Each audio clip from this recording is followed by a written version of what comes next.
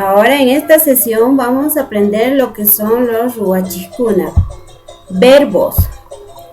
Algunos verbos son dormir, puñuy, levantarse, hatari, comer, mikuy,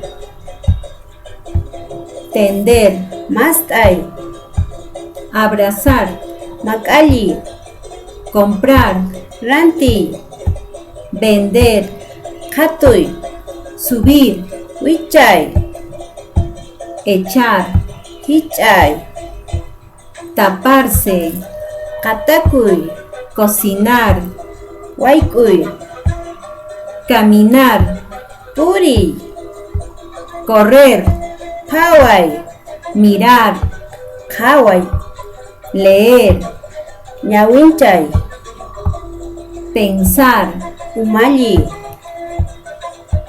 barrer, pichay, escribir, qelqay, pintar, limpi, trabajar, llank'ay, jalar, chutay, beber, uqay, jugar, puqllay, viajar, ch'usay, cargar, q'epi, peinarse, ñaqch'akuy, lavarse, mayllikuy, querer, munakuy. Como te habrás dado cuenta, todos los verbos tienen la terminación Y que los diferencia de las demás palabras en el alfabeto quechua. Ahora te toca identificar los verbos en este texto, que dice así. cada mañana al levantarme, lavo mi cara, mis dientes, mis pies y peino mis cabellos. Tutaylamanta hatarispa uyayta, kiruyta, chakiyta, mayllikuny, chukchayta, ñaqch'akuni. Ahora te toca identificar los verbos y para ello tienes 5 segundos.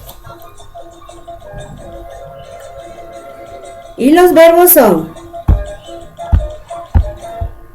mayllikuny, que significa lavarse.